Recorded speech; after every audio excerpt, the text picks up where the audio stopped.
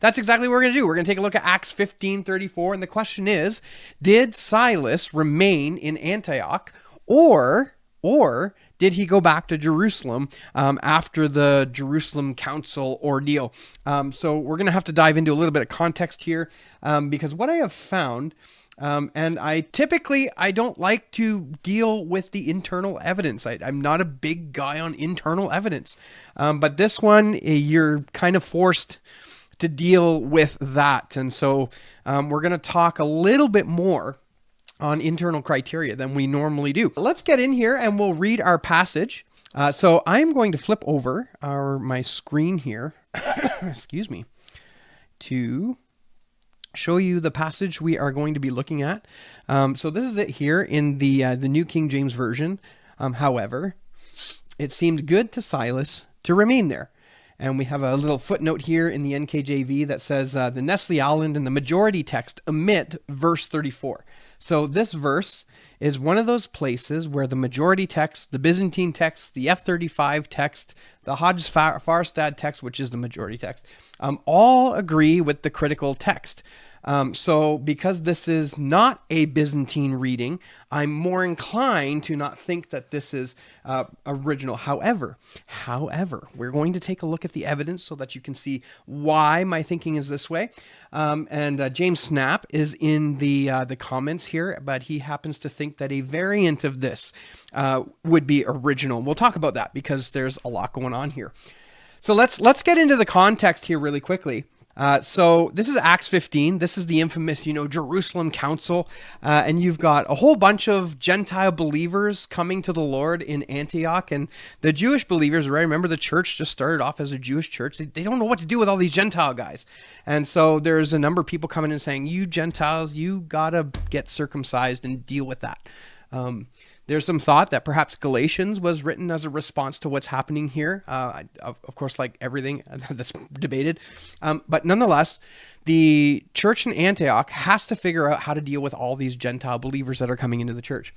So the guys in Jerusalem say, okay, we're going to talk about this. We came up with a solution. I believe it's in verse 22.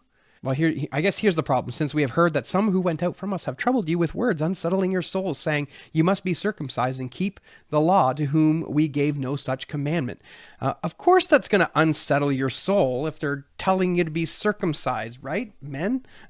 You know exactly what they're talking about. That would be unsettling. So anyway, after all is said and done, they kind of come to the conclusion here, for it seemed good to the Holy Spirit and to us to lay upon you no greater burden than these necessary things, that you abstain from things offered to idols, from blood, from things strangled, and from sexual immorality. If you keep yourselves from these, you will do well. So that's the command that's being sent back to Antioch. Now that letter, okay, this is really a letter, is being sent by the hand of Paul, Barnabas, Silas, and Judas. Okay, Judas Barsabbas, not Judas that betrayed Jesus. And so they take this letter to Antioch and they read it out to those in the church at Antioch. And once they're done reading and once they're done meeting with the church at Antioch, there's a question now, and it's this: where did those four individuals go? What happened to Paul, Silas, Judas, and Paul and Barnabas? What happened to those four? So if you come down here, we'll say verse 31, when they had read it, they rejoiced over its encouragement. Now Judas and Silas themselves, being prophets, also exhorted and strengthened the brethren with many words. Now my Pentecostal pastoral heart here goes, look, prophets. But nonetheless, anyway, past that. And then in verse 33, it says, and after they had stayed there for a time, they were sent back with greetings from the brethren to the apostles. Now there's a little variant here. It would be worth diving into this variant. I didn't do that this time around just because there's I mean, if I were to just stop for every variant, but it says those who had sent them versus, actually that's interesting. Those who had sent them. I wonder if that's obtuse there. If obtuse is there.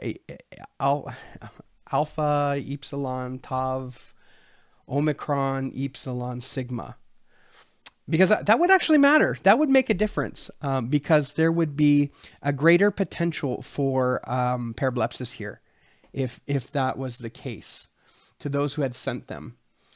Which may be a Vulgate. That's interesting. But anyway, leaving that aside, then we come to here where it says, okay, after they had stayed there for a time, they were sent back. Okay, this is referring to the 4 apostles. They were sent back with greetings from the brethren to the apostles. However, and then it stops here, it seemed good to Silas to remain there, assuming there is Antioch.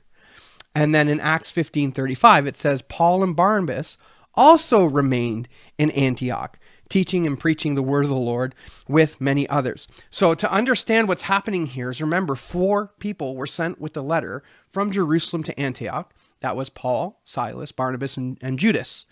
Out of the 4, 3 of them remained there, and Judas went back. So out of the 4, the 3 remained and the 1 went back. And so you read that and you look at that, it's a very roundabout way of saying that 3 remained and 1 went back. From an internal perspective, and like I said, we're going to focus a little more on we'll take a look at the external evidence, but to focus a little more on the internal evidence here, because it's very interesting. Because what happens here is you have a bit of a pull and a push here. If you go to verse 33, okay, we just kind of skipped by it really quickly. It says, and after they, okay, this is a plural, there's no question about its plurality, they had stayed there for a time, they were sent back with greetings from the brethren to the apostles, or they were sent back with peace, as the King James Version has it. That's the formal translation. With greetings is a more dynamic translation here in the New King James Version, which is interesting. But they were sent back with greetings from the brethren to the apostles. So I know I quickly said that it was the 4 of them, but this is actually, I think, referring to these 2, especially with our marker here. Now Judas and Silas, introducing the new subjects, Judas and Silas. So this they is referring to both Judas and Silas. And when you read this, you get the impression that Judas and Silas went back to Jerusalem. Okay, so that's all good. But then you have this verse, however, it seemed good to Silas to remain there. But weren't they sent back, right? As in the verse beforehand. But there's another kind of interesting contextual consideration. So if you come down here to verse 40, it says, but Paul chose Silas and departed, being commended by the brethren to the grace of God. So remember, what's happening here is Paul and Barnabas remained up here in verse 35. They remained in Antioch, teaching and preaching the word of the Lord with many others also. Then after some days, Paul said to Barnabas, let us now go back and visit our brethren in every city where we have preached the word of the Lord and see how they are doing. So Paul and Barnabas are there in Antioch. They decided to remain. And then it came upon them after a period of time that they would say, well, you know what? Let's go visit all of our Christian brothers and sisters everywhere in the land.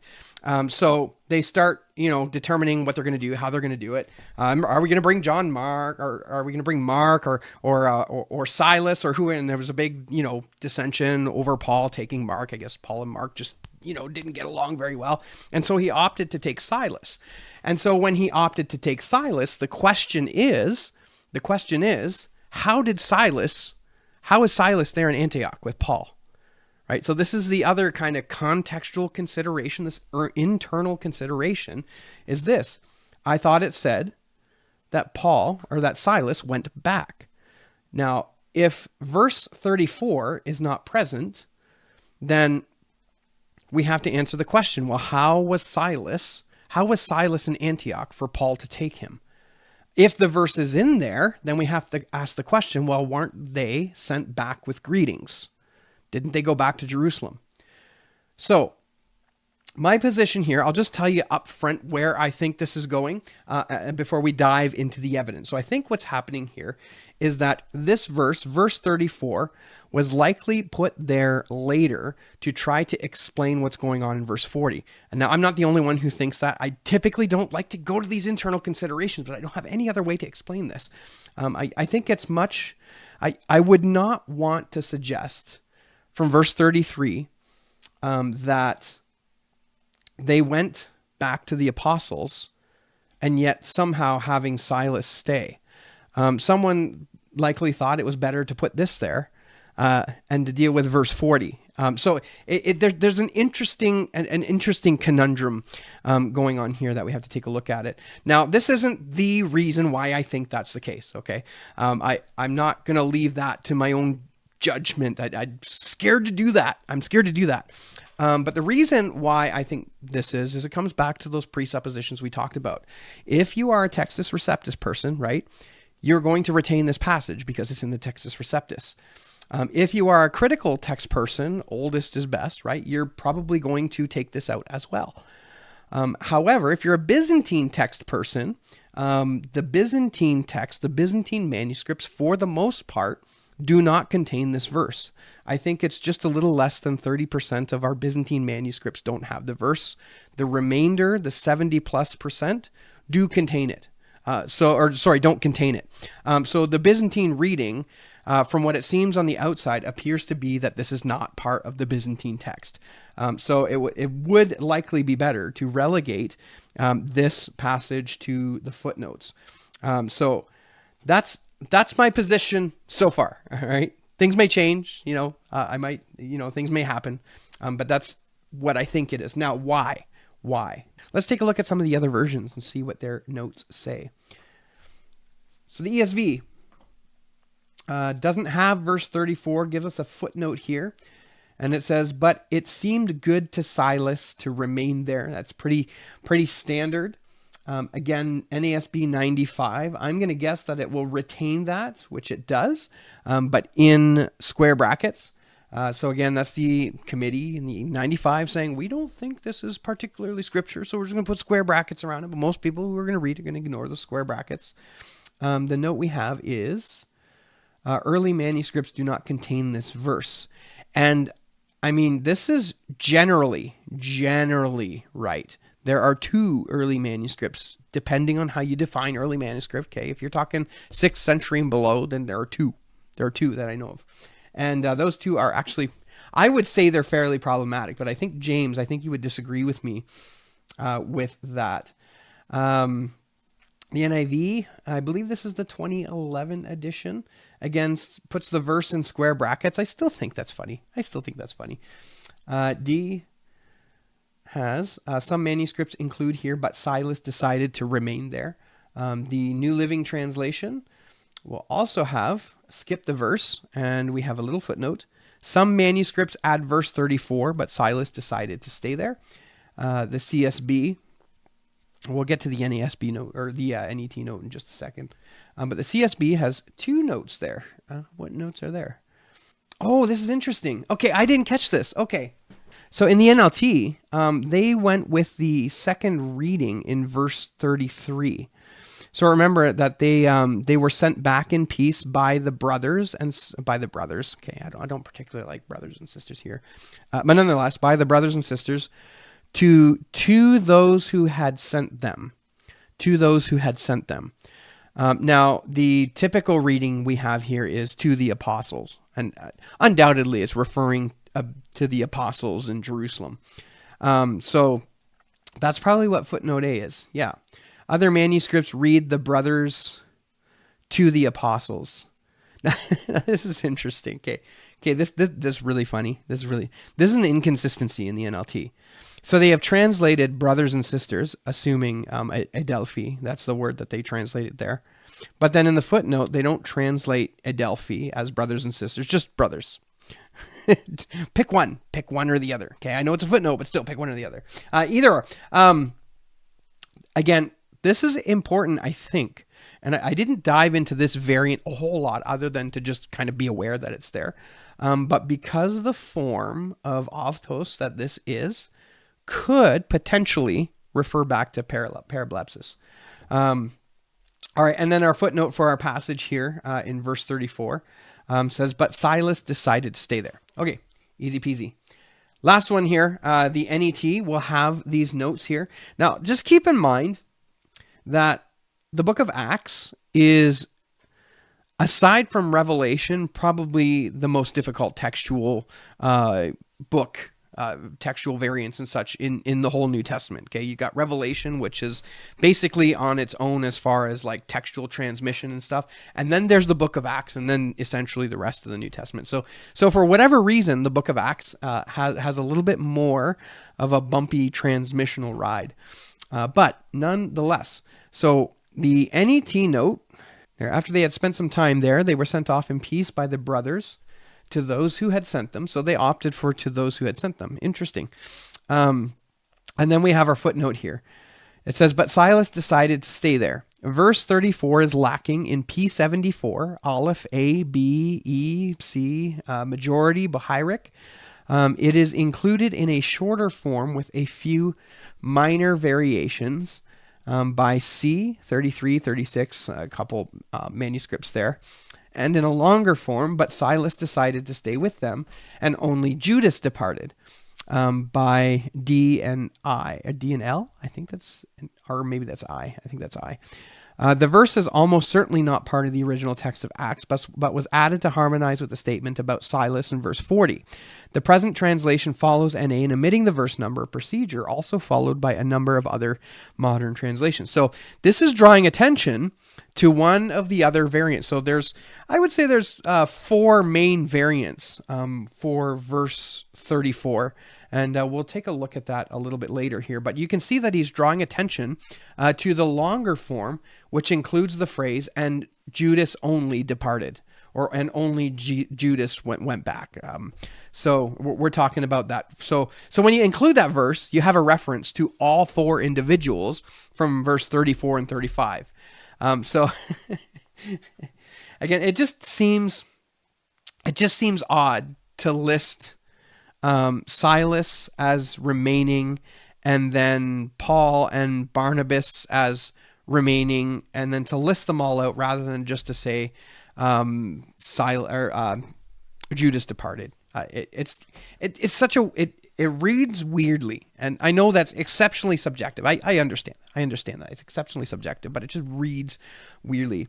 There's some other translational considerations we'll take a look at too. So when we talk about manuscripts which contain this verse and manuscripts which don't, we have about 489 manuscripts that contain this passage. And I don't mean contain Acts 15:34, but I mean contain this part of Acts that would or wouldn't contain this passage. So of the 489 of them, 150 manuscripts contain it, and this is about 30%. And of the 150 that contain it, 88 manuscripts have the consensus reading for it, and that reading would be the same reading as we have in the TR. So the Textus Receptus is reflecting 88 manuscripts out of 489. So of those 88 manuscripts, there's 6 more manuscripts which contain this reading, but have removed a particle from the sentence. So they are essentially the same. That's the particle de. They are essentially the same, but not exact. So you could go and say, well, there's 94 manuscripts that contain this passage along with the Textus Receptus. So that's the TR reading, which goes along with the minority reading. You could call it a Byzantine minority. I wouldn't have a problem with that. Part of why I would say it should go in the margins. Now, of those 150 that contain it, there's 34 manuscripts that have a variant there. So instead of saying it seemed good for Silas to remain there, avtos, it says it remained good for Silas to remain there, but they use a different word for there, avtothi instead of avtos. So there's 34 manuscripts that do that. Now, there's a remainder of manuscripts, I would say about 15 or so. I didn't quite do the math, maybe 15, 16, 17, around there, which have a number of various different ways of putting this verse together. Sometimes the name Silas has an article in front of it, and sometimes that article is inconsistent. For one example would be the name Silas has the article to in front of it, which is really strange because that's actually a neuter article. Sometimes you have the dative case. Mostly you have the dative case there. There's an instance where you have the accusative case there, which again is very strange. Sometimes you don't have an article at all. So this is amongst those 17 or 18 manuscripts that have really strange readings. Again, the other reading that is almost singular is that one that we were just talking about. And this comes from Codex Bezea. So what I'm going to do here, let me pop over to my screen, is I'm going to show you Codex Bezea. Codex Bezea. And if you look at Textual and Textwort, that's my attempt at German, there is only one manuscript listed for the textual variant, which contains the bit about Judas departing on his own. And that's this one right here. So if I can see if I can zoom in. So where we're looking here is here. So it's edoxe, they, to, Celia, and this is interesting because he's spelling Celia in a very interesting way. It's usually sigma, iota, lambda, alpha, sigma for Silas. But here it's just a very strange sigma, epsilon, iota, lambda, epsilon, alpha, Celia. And then it's epimanin, so remained with them. So pros avtus. Now you'll notice, see if I can zip in here. A later scribe came along and added the word pros right there in Codex Bezea. And so this is where we see the whole idea. See, this changes it to being something that's toward individuals as opposed to being in a specific place. So in this case, because this is plural of tus, right? What it does is it makes it more explicit that this is referring to the apostles, or sorry, that it's referring to Paul and Silas. So the plural form here changes the statement. Instead of him remaining there or in that place, which we see almost everywhere later on when we have the verse, this specific variant refers back to the individuals, and specifically, I don't think there's any other way to interpret this other than to suggest that it's referring to Paul and Barnabas, that Silas remained with them, pros avtus, with them. So this is Codex D. Now, the reason why this is interesting, or why I don't take this too seriously, I think, James, if you're in the chat there, I'd be curious as to your thought here. I'm like looking through the comments really quickly here. But Codex D is, objectively speaking, a terrible manuscript. Okay, objectively speaking, if you go to the INTF site, you can get access. You just sign up. You can sign up for an account. And you can get access to ECM, and you can see all the percentages of how a manuscript relates to other manuscripts based on, I'm assuming, collation data and all that kind of stuff.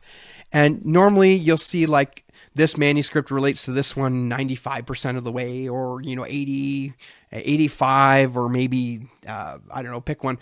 But then there's a long and Peter Gurry mentioned this in my discussion with it. There's a long or a big delta between the worst manuscript and then Codex D, right? So it may end somewhere around being 78%, but then Codex D is like 60%.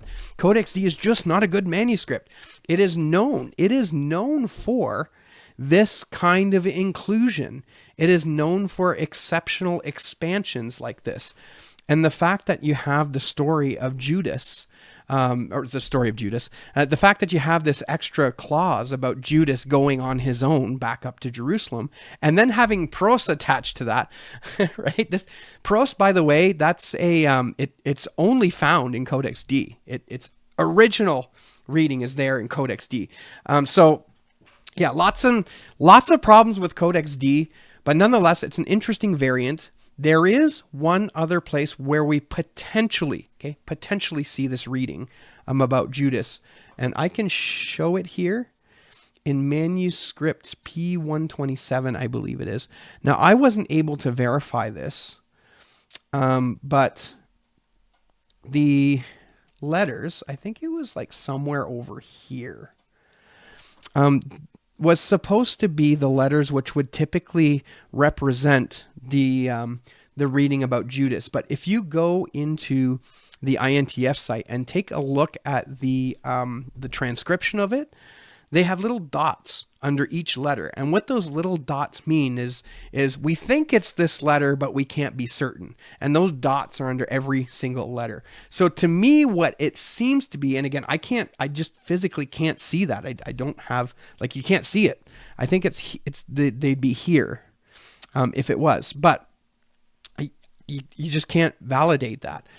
So this would be the other potential place where this bit about Judas is. And this is a 5th century manuscript. So you got 5th century Codex D, 5th century P127, and then you don't see it at all ever, except apparently in the Vulgate. So that's interesting. So Codex Bezea, that's Codex D, just a very strange manuscript with some really weird things. Again, like I was saying, Silas's name is spelt really strangely. It's the only place it's spelled like that. It adds the word pros, oftus to that with them, and then it adds in the statement that Judas went up alone. The pros was a correction that was added later, which is very, very strange, especially considering that I don't think anyone really considers that second portion, at least, to be part of Scripture. Very few places even put it in footnotes. P127 potentially includes that addition. And that's piece of. Now the other kind of honorable mention, right? We had 150 manuscripts which contain some sort of variation of this verse. The other one was Ephraimi Rescriptus. Okay, now Ephraimi Rescriptus is really interesting. I'll pull it up, but I couldn't find the verse. I found it on the INTF site, but again, I'm not sure that I can share publicly the stuff from the INTF site. I know it's public. Like the manuscript has public images, but I don't know what the legalities are surrounding using that. So I would rather not lose the channel for making that kind of choice to show something that perhaps I shouldn't. But I can come here to, oh wow, there's a bunch of like not cataloged stuff.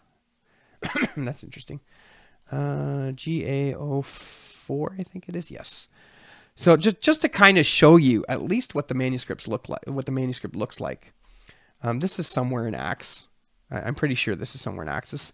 You can see the Greek writing, like the main stuff. It's in minuscule script, and then behind it you can see some writing in behind that in a sort of darker, in a sort of like lighter blue color. In this instance, it looks like the page is like upside down and backwards, but there are some pages where it's not upside down and backwards, and you can see the Greek text in behind that.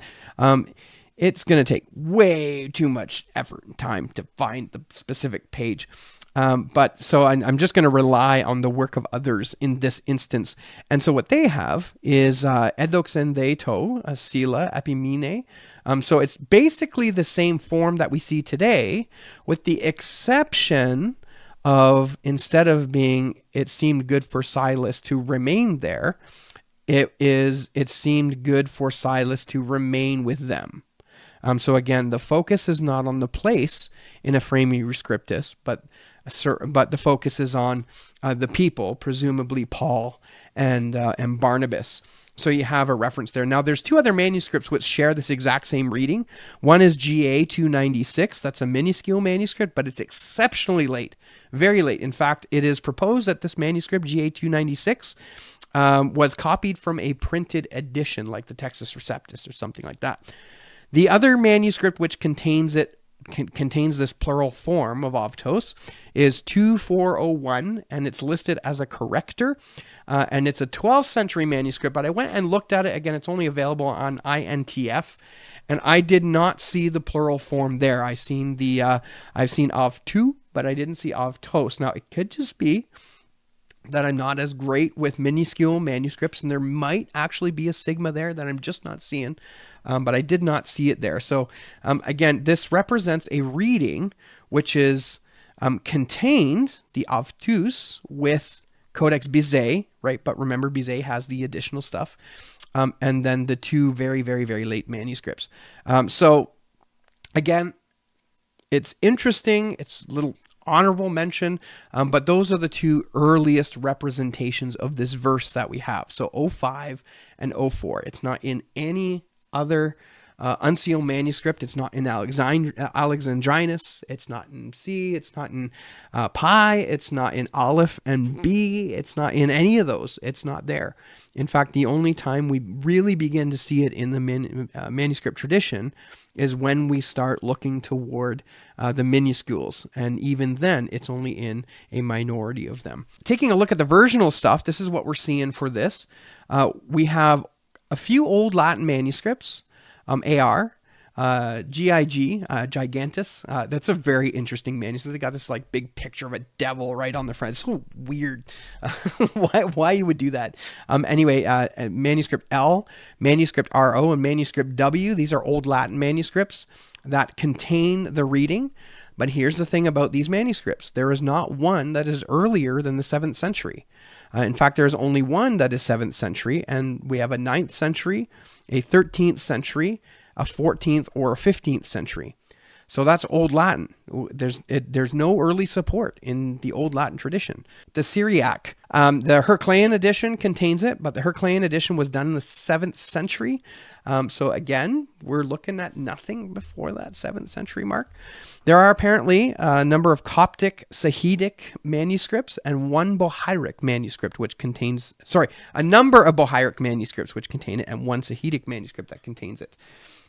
So again, I took a look to see if I could find specific individual Coptic manuscripts that contain it.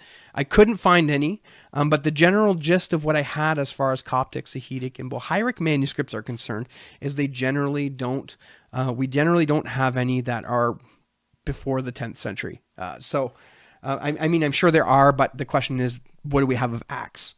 And I don't think it's very much. Then we have Armenian, Ethiopic, Georgian, and the Slavic editions, which are generally later. So when we talk about omissions, now versions which omit it, we have a number of Latin manuscripts, Old Latin again, that don't contain it. I didn't catch what DEM was. It was a 13th century manuscript.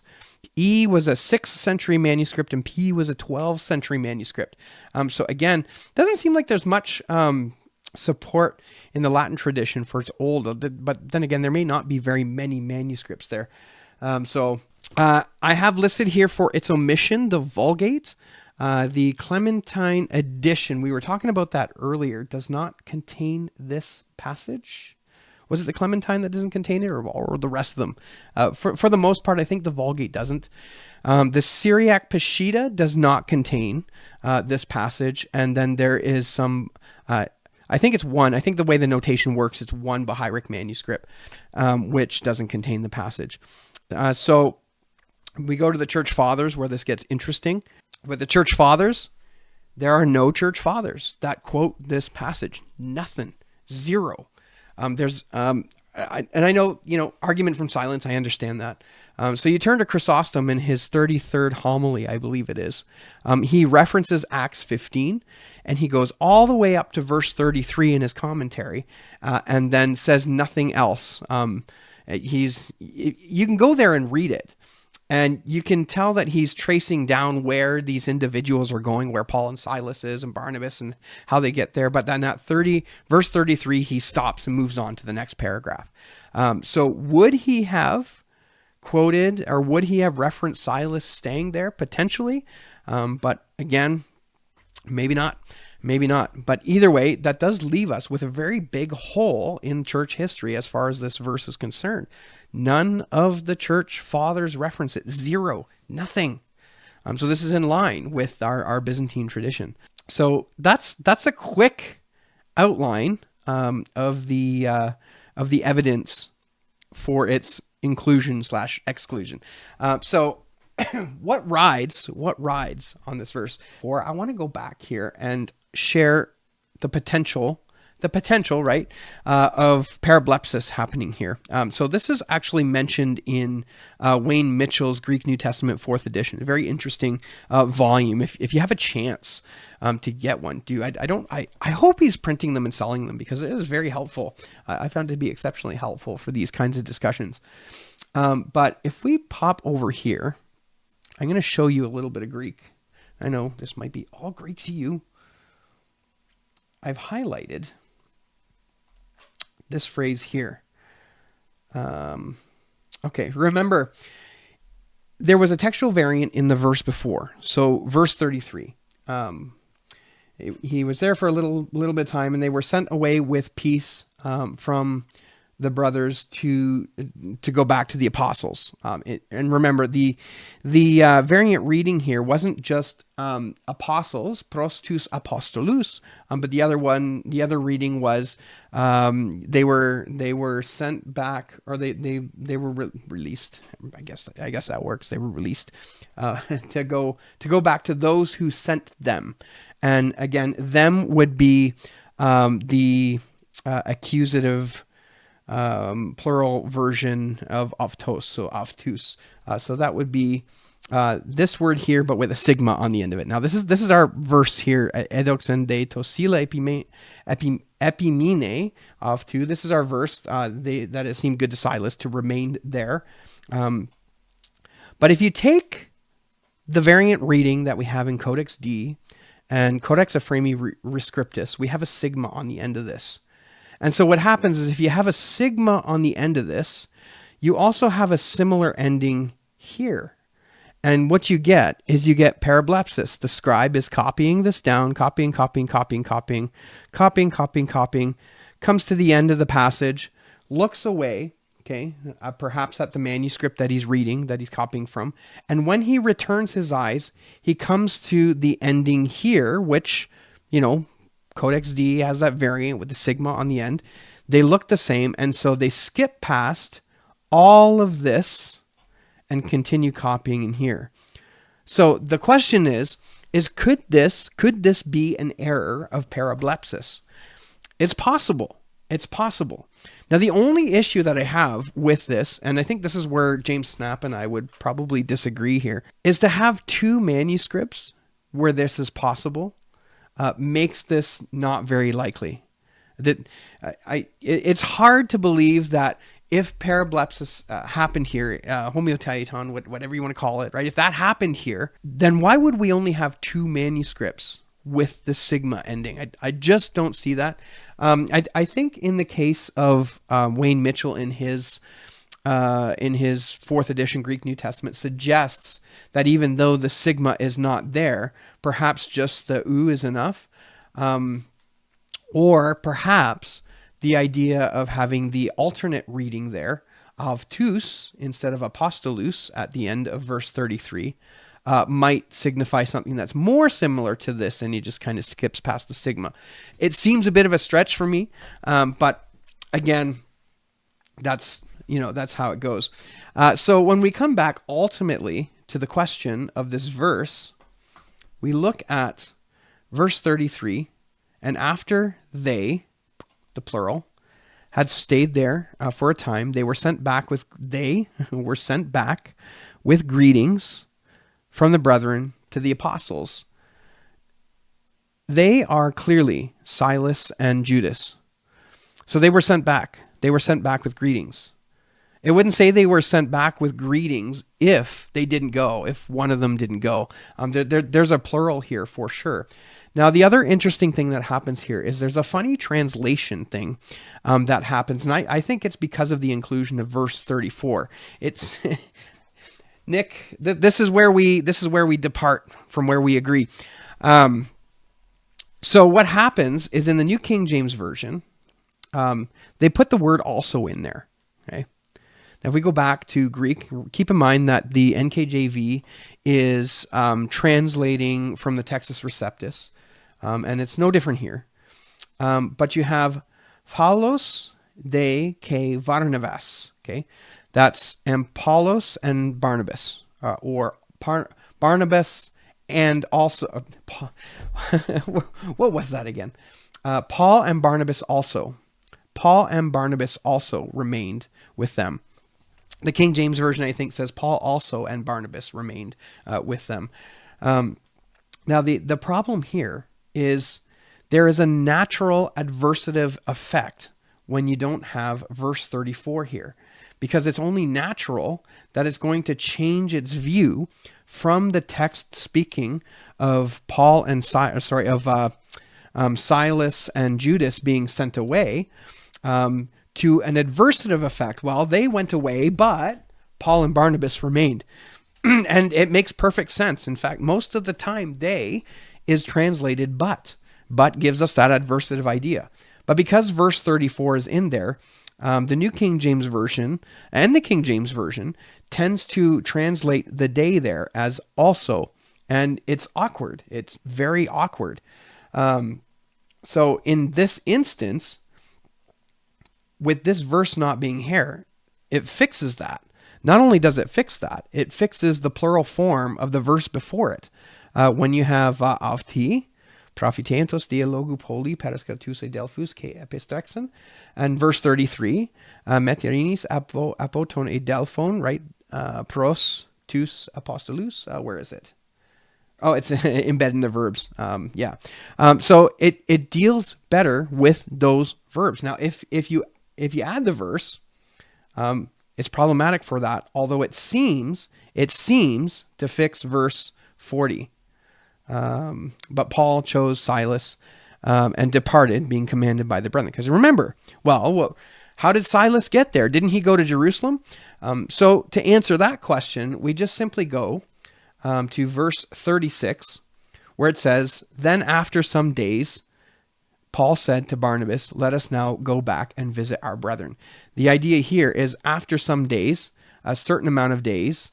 It doesn't give us an exact number of days. The general gist of this bit here is to suggest that a bit of time had passed, and it's more than likely enough time had passed for Silas to make a trip to Jerusalem only to come back to Antioch to meet up with Paul. So I think that's just a better way to answer that question. But again, these are some of the contextual considerations here. I wouldn't use them specifically to make the decision here. What makes the decision here for me is the fact that the Byzantine text form essentially, right, 30% have the verse, and then the remaining 70% don't. So it's a Byzantine consensus.